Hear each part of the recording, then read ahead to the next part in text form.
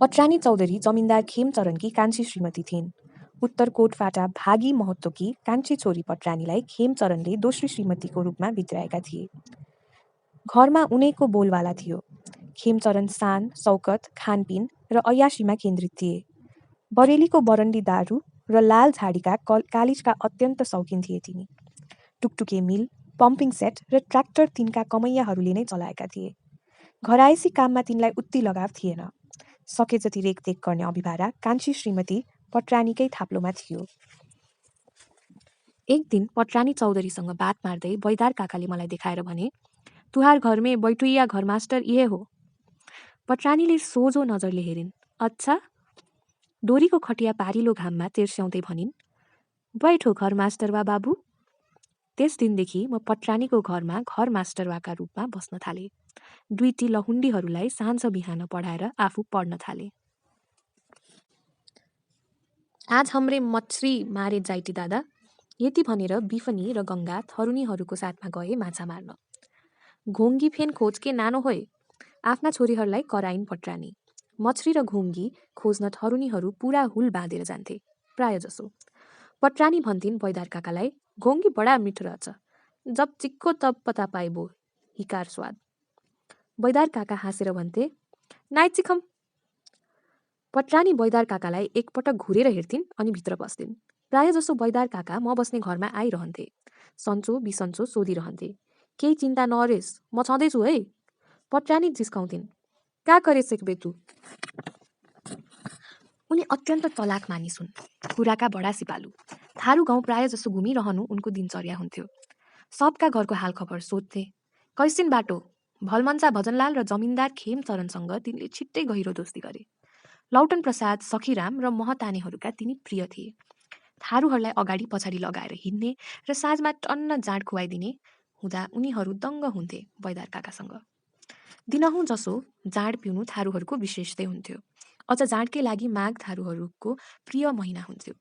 प्राय महिनाभरि नै जाँड पिएर मस्ती गरिरहेका देखिन्थे उनीहरू।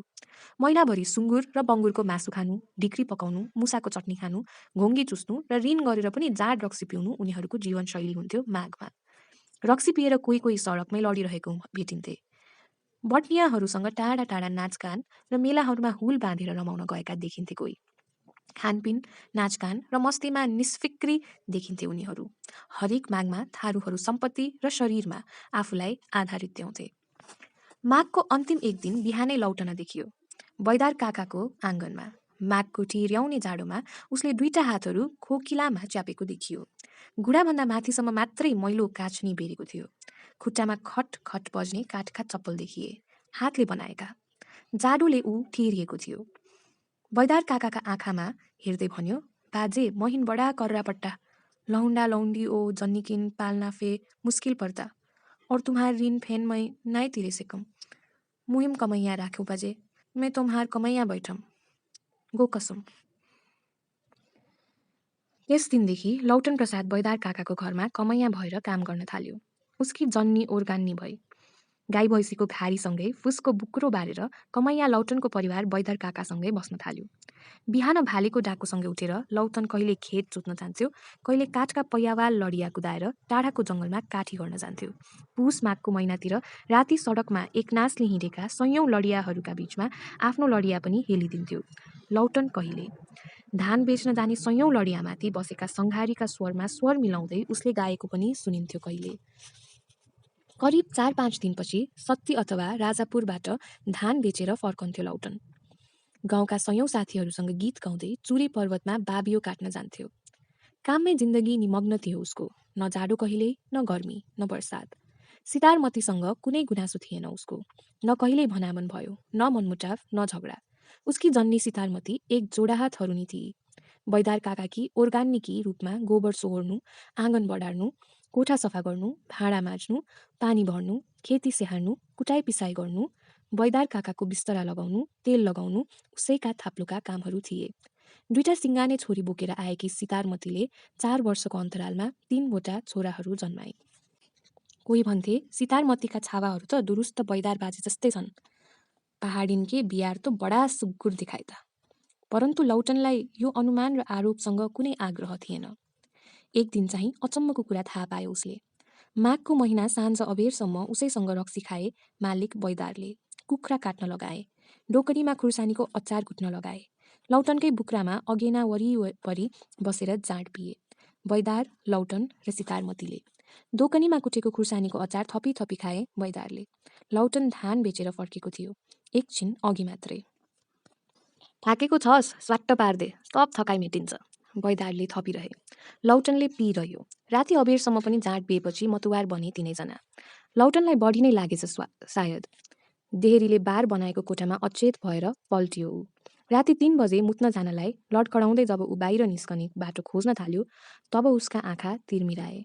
टुक्कीको धमिलो प्रकाशमा उसले देख्यो बैदार र सितारमती एक ज्यान भएर सुतेका थिए। सितारमतीको लेहेङ्गा कता थियो खै। बैदार काकाको अँगालोमा ऊ निर्वस्त्र बेहोस थिए। बैदारका हात खुट्टाहरू उसमाथि थिए। यसभन्दा बढी हेर्न चाहेन उसले। का कर्ता बुढचोडी साला पर्वतिया, यति भनेर ऊ बाहिर निस्कियो। खलिहानमा पुगेर जोडले चिच्याए ऊ, जागो रे जागो। मुतिसकेर भित्र पस्दा बैदार र सितारमती आगो फुक्दै थिए अगेनामा।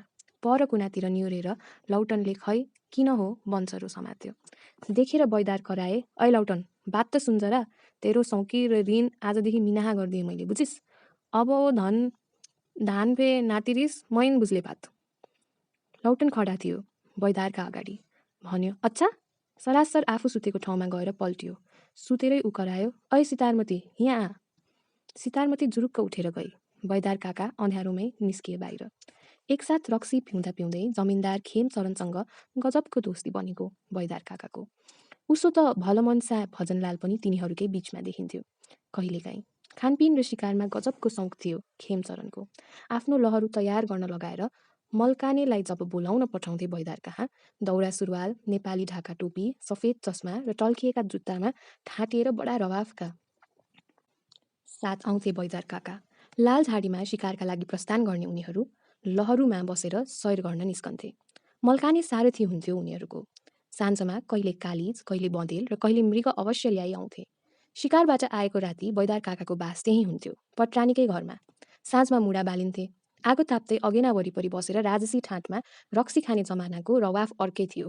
त्यस बखत पटरानीले स्वयं रक्सी थपिदिएको म देख्थेँ। बैदार काकाको गिलासमा उनको तस्विर प्रतिबिम्बित हुँदो हो सायद। बैदार काका विशेष पसन्दका पुरुष थिए पटरानीका, सायद पटरानी पनि। पटरानीको जवानीको रवाफ अर्कै थियो त्यस जमानामा।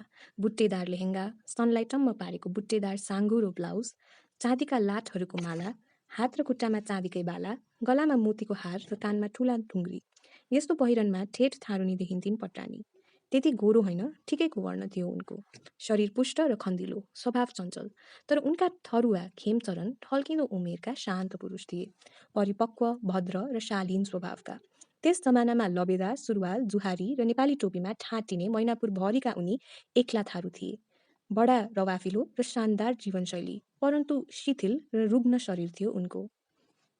दिउँसोतिर एक दिन पटरानीलाई मैले जाँड खाइरहेको देखेँ। बैदार काका मचियामा बसेका थिए, उनी भुइँमै। मुसाको चटनी जिब्रो फड्काएर चाट्दै थिए उनीहरू। साँझ खेमचरण आउँदा पटरानी उन्मत्त थिइन्।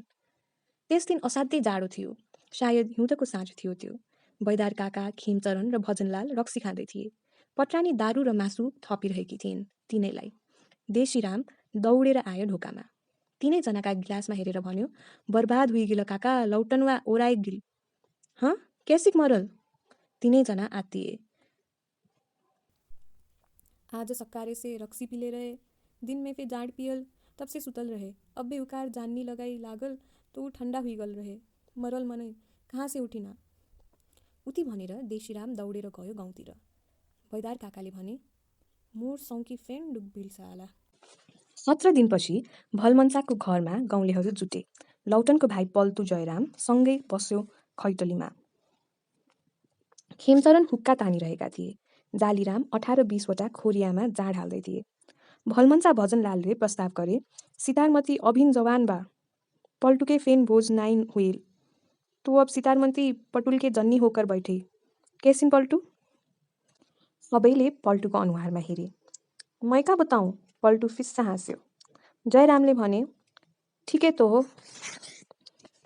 गाउँलेहरूले एक मतले यो प्रस्ताव पारित गरे।